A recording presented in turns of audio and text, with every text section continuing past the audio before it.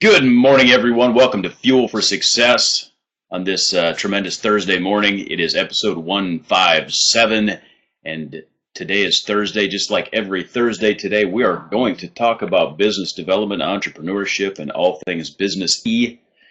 And it's a fabulous day to be alive and co-hosting this incredible show with incredible viewers and my incredible co-host, the one and only Matt Maddox. Good morning, sir. Good morning to you, Mr. Mike. This is one of my favorite shows, my friend.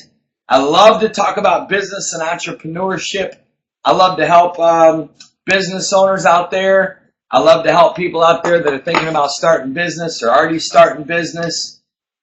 But remember, at the end of the day, business is business, my friends. And other than that, Mike, I'm doing well, my friend. I mean, when you wake up in Florida every day, how can you not be doing amazing? Like, the vibe of Florida is unlike anywhere else in the world, man. And I've been all over, Mike. I know you don't like Florida. We won't get into that. But anyways, I'm blessed. Get to spend the whole week with Caleb and hit the road tomorrow morning. My flight leaves at like 6 a.m. Wow. So early morning flight. Going to be in Missouri this weekend, but I shall be home Sunday night. So it's not bad. It's a quick trip. 2 full days of high-pack training, and looking forward to it, man. How are you up there, man? Hey, it's not that I don't like Florida. I just like the upper Midwest a lot more. You know? I mean, I don't remember asking your opinion, but hey, let's go with it. Oh, you mentioned that I don't like Florida. I don't want people in Florida to be upset with me because it's not like I don't like Florida. I'm just like, it's like I like New York pizza too, but I like Chicago pizza. You know what I'm saying? That's actually a good analogy. A real good analogy. Hey. Anyways, business entrepreneurship, man. Yeah. And there's so many, and as I've said before, there's so many business principles that relate to life because business is really just an extension of life anyways. It's sort of like a boiled down life extract is business. So the principles of life, if you're successful at those, you'll probably be successful at business. Actually, I may retract my pizza statement. I love New York pizza. Sorry, a little sketchy. Yeah, I like Chicago pizza, except I don't like to eat that much dough. So when I'm eating New York pizza, it's thinner and I feel better. And a lot of times, anyways, that's that's Monday's talk, my friend. That's a good point. Hey, so everybody that's on right now, live viewers, thank you for being here. We're honored that you join us live. By all means, ask questions, interact, type in the chat box, click on the question thing, ask your questions, ask away. If it's completely off topic, we'll ignore you. No, just kidding. We'll put that question away for another time. But go ahead and ask the questions. By all means, email. We've got some great questions that have been send in by email, mike@mattmaddox.com. Go ahead and send those in. And would love to field them. Hey, I'm actually, you know what? I just saw this one from Ryan and Michelle here, and I'm not sure who's on or maybe both of them, but I'm going to pop this one up here first because this is a great question. And first of all, the question is, what would be the best examples of low-cost or free marketing for a startup? And first of all, I would like to just point out and differentiate the difference between sales and marketing. They really are two separate entities, and it's important to keep that clear in your head. Okay, it's Ryan. Good to see you this morning, Ryan. But do you have some initial thoughts on this, my friend? I'll let you start, then I'll follow in behind. Okay, good. So from a marketing standpoint, what you're really marketing is really the process to getting people and customers into the point where you can make a sale, and then that's where sales sort of comes in. And so there's some strategies that are involved in marketing, and of course there's 1,000 different people that have 1,000 different ideas and all of that. And really, this depends an awful lot on what your startup is, right? If you're starting up a some sort of consumer goods, let's say you're starting a toy company, right? And that, it would be very difficult to do any sort of low cost or free marketing because it's a large market. It would require some costs.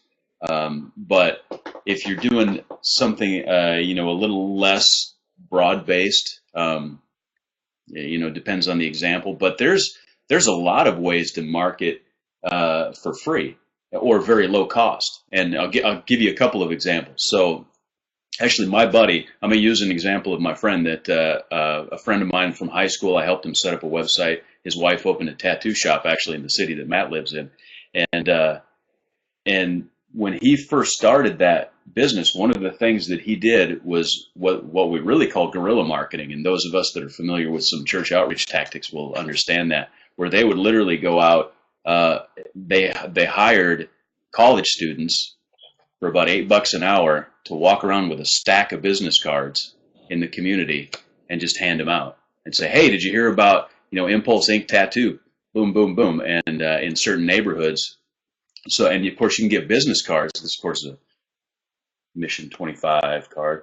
You can get business cards. You can get 1,000 of these for $20. So that's extremely cost effective. And if you've got a local business that you're trying to get the word out for marketing, that's a very effective way. It was much more effective. They also spent a lot of money doing direct mail, and you can actually, the post office offers a service that you can do direct mail to a certain zip code or a portion of a zip code. That ended up being a lot more expensive and didn't yield near the results of some guerrilla marketing tactics. And if you have a business in a local town and you don't put your business cards up on every Starbucks and in every bulletin board that's in the community, you might as well pack up and go on home. I believe in that. I so believe. Those are all very good. And to Ryan and Michelle, I'm going to give you a book, or tell you about a book, actually.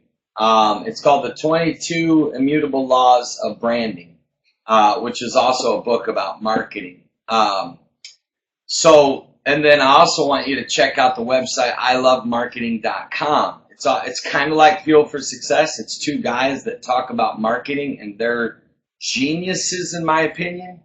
Of course, you know this. At the end of the day, and of course, we're talking about a startup here. There is no better form of marketing like word of mouth. We know that. So that's our goal.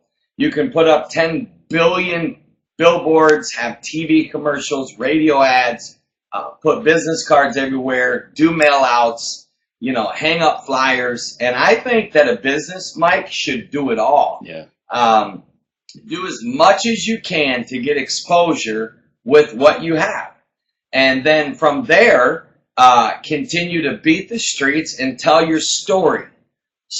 Facts tell, stories sell. The only thing that's going to grab the attention of consumers is stories.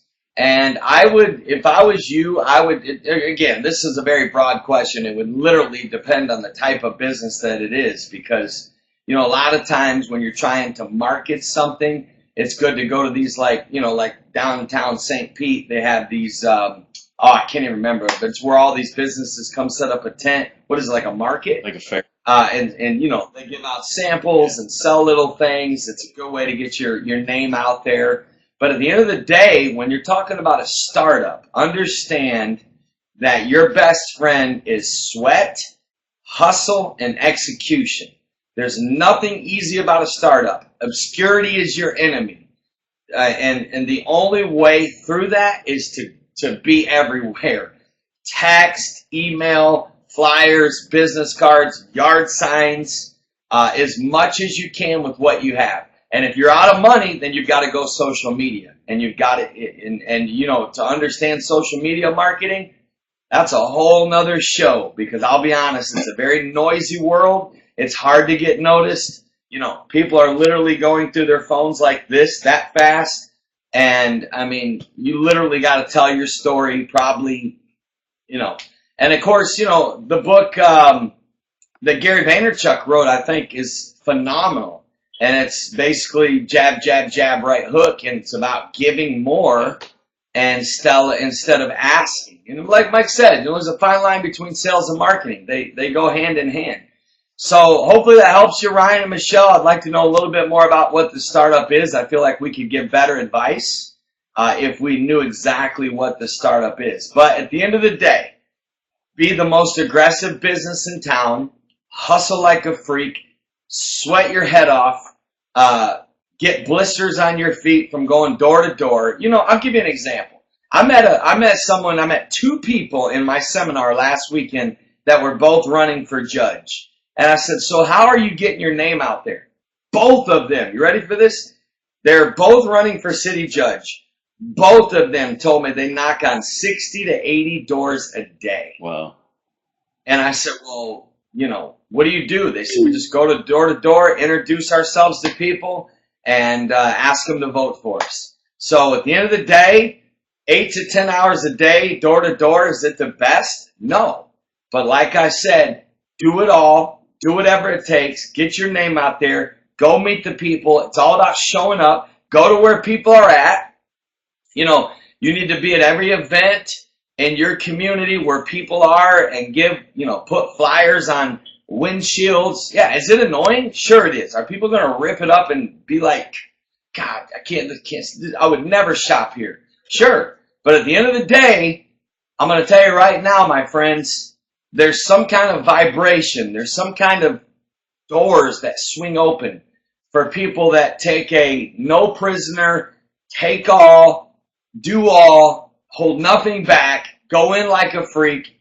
You know, Mike and I are currently doing this. You know how many people still don't know about Fuel for Success or Mission 25? There's people, literally, I've got friends that still don't know about Mission 25. And so Mike and I had a very serious talk yesterday about literally holding nothing back anymore. To the point of you got to be willing to be perceived as annoying if you're going to break through in the marketplace. But at the end of the day, the right people will respect you.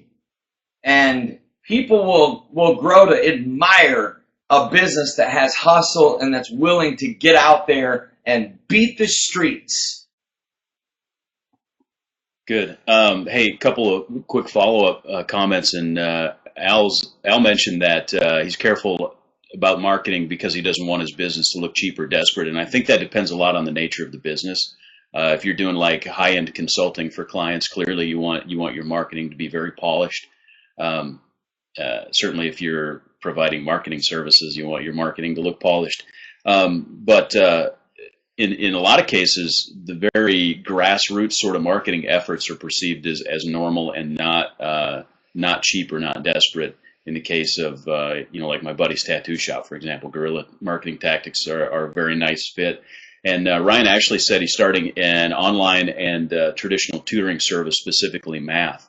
So Ryan's a math whiz, clearly, which is cool. And there actually may be a good opportunity because that's a local business and it's very, very narrow in scope. It may be a good fit for advertising on Facebook or Twitter. Or advertising with AdWords. And so there's, if you set up an AdWords account today, you can almost always get a promotion for $100 in free advertising. And then you can create Google ads and you can target that for a specific geography. And that may be a good fit for that sort of a business model. So there you have it. And like Matt said, we could talk for 10 hours. 1,000 ideas. Yeah. Go ahead, Mike. There's 1,000 ideas out there for marketing. There really is. At the end of the day, it's all about just developing a focus and a target. You know, I mean, if you're, a lot of people are marketing in the wrong network or on the wrong platform or in the wrong environment, So anyways, Mike, we'll definitely dive more into marketing next week because this is a good conversation, my friend. Tell us what else has come in today. Hey, what in business, how important is it to do what you love, and why is it important? It's life or death. It's life or death, man. Listen, this is, in my opinion, if someone was to sit down and have tea with me right now and pick my brain and say, hey, you've been all over the world, you've met a lot of successful people, a lot of unsuccessful people, you've had your own experience on both sides of success and quote unquote failure, which is my favorite word. But anyways, at the end of the day, the greatest tragedy of life, hear me, is not somebody living in a wheelchair or getting a disease. The greatest tragedy of life is that human beings are wasting away their life doing things that they don't love and that they hate.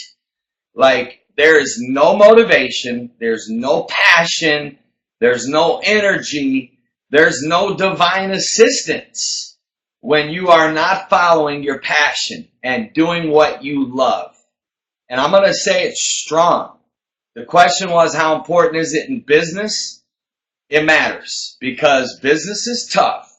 The road to success, there's a lot of bleeding, there's a lot of loss, there's a lot of financial test, there's a lot of sacrifice, there's a lot of being misunderstood. Like I said, you got to go through seasons where you get hate and criticized, especially if you're going to be a very aggressive business person.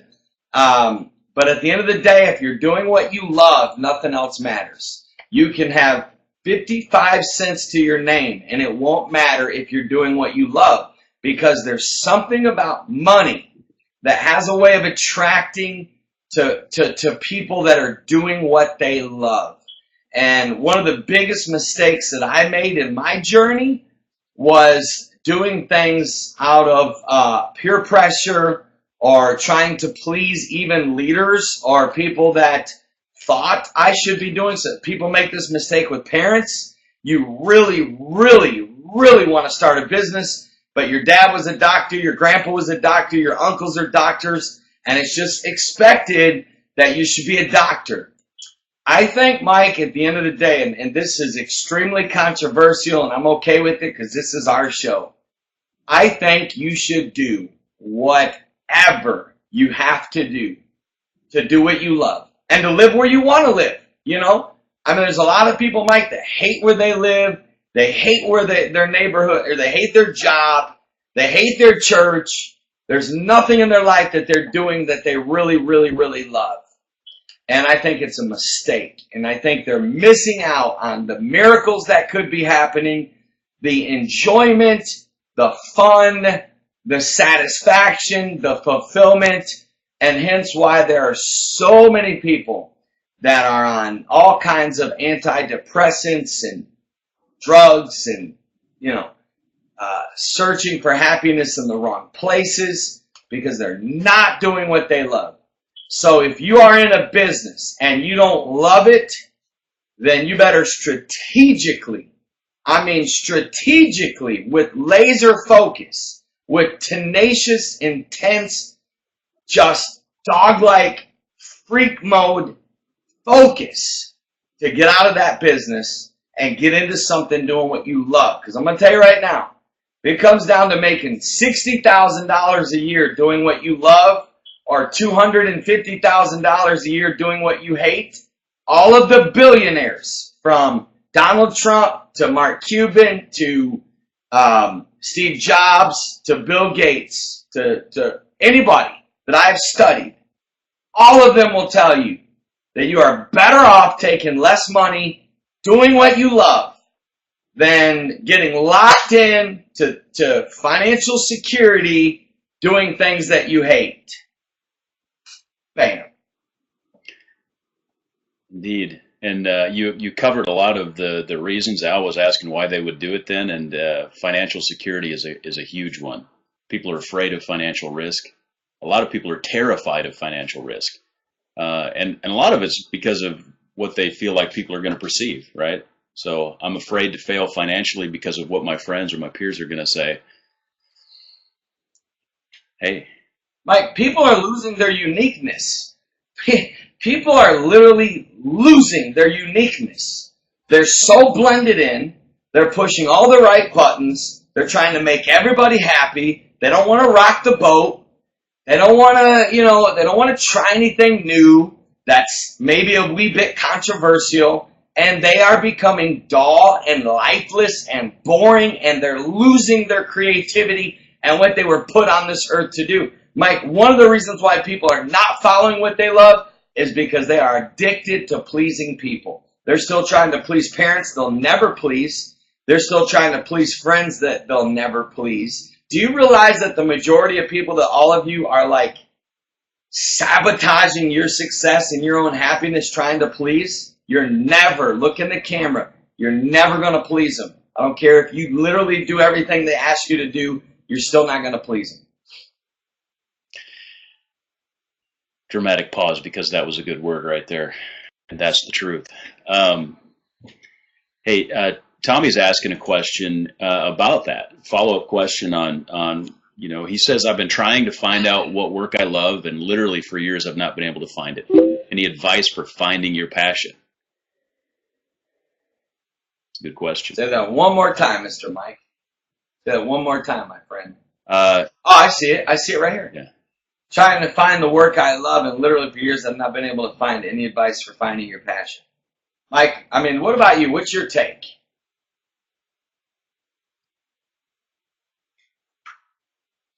I'm sorry, did you ask me what I thought? We're having a little, there's some jitter in the show here today. Oh, is it cut? Is there? I think it's because I ticked off Spreecast. Anyways, probably. They're like, just send a couple of packets at them, just disrupt them. So, that's a great question. And, what do you do for fun? I would say, like, if you don't have anything to do and you like have a free afternoon, what's the first thing that comes into your head? Like, man, I really feel like going fishing. That would be, one of the things that I would say. Or, is it work in the kingdom of God, or what? What is the thing that when you don't have to work and you don't have some other obligation, what is it that you want to do?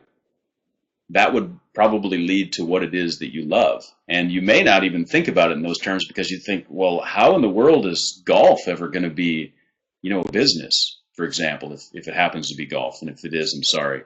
But cycling, hey, cycling is a growing industry right now. And also very healthy, and so that's a great thing.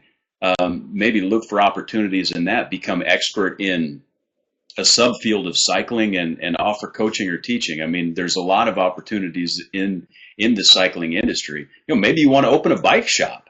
That would be cool, if you're fairly mechanical, for example. Just what I would say to Tommy, here's what I believe, okay? I need you to sit down and write this down on the top of a piece of paper. And I know this is going to sound like, whatever. No, listen, do this. Right at the top, if money were no issue, ... Make a list of what you would do. Now listen, I'm not talking about lay on the beach. I'm not talking about, go travel to the Bahamas and, drink coconut water all day. No. I'm talking about, at the end of the day, every breathing person has been put on this earth to contribute, to give back, and to serve, okay? At the end of the day, real business is about products or services or both.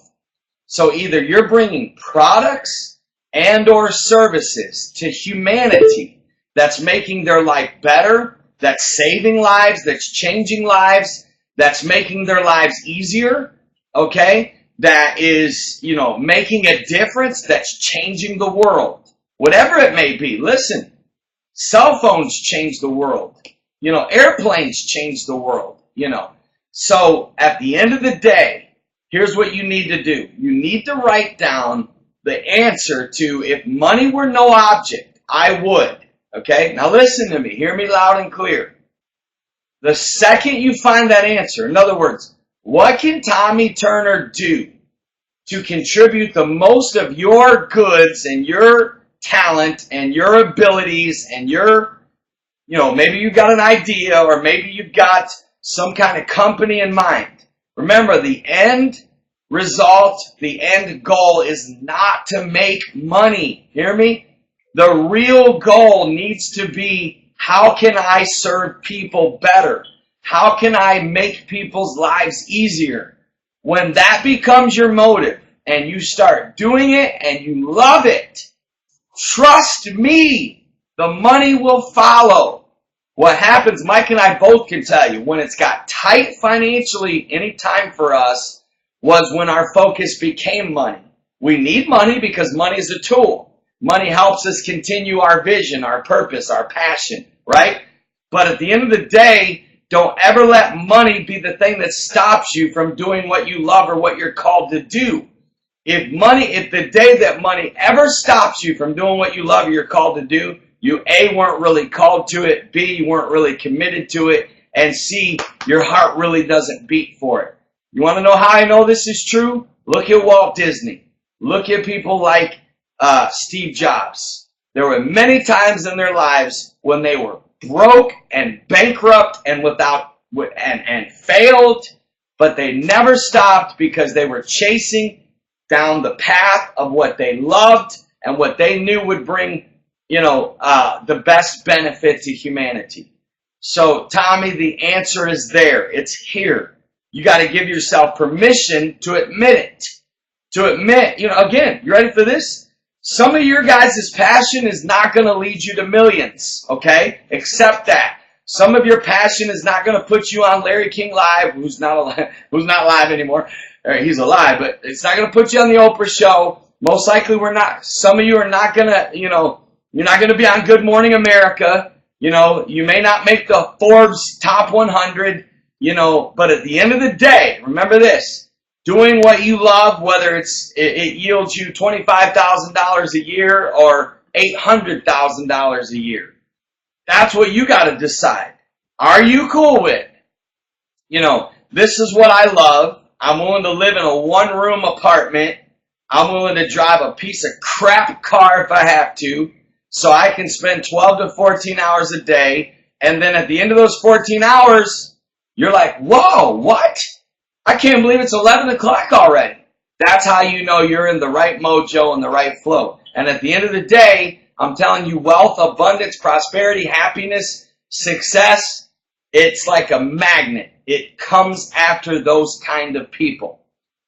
Me personally, I am and need to be a millionaire. Understand that. I need money. Not because I'm some money-hungry, greedy freak, but because my vision is so big that $200,000 makes me feel broke.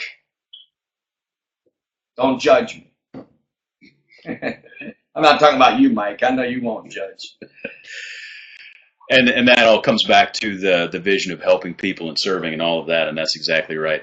And success is defined differently for different people, and that's okay. Don't get caught up in what other people define as success. Determine what that is for yourself. So good.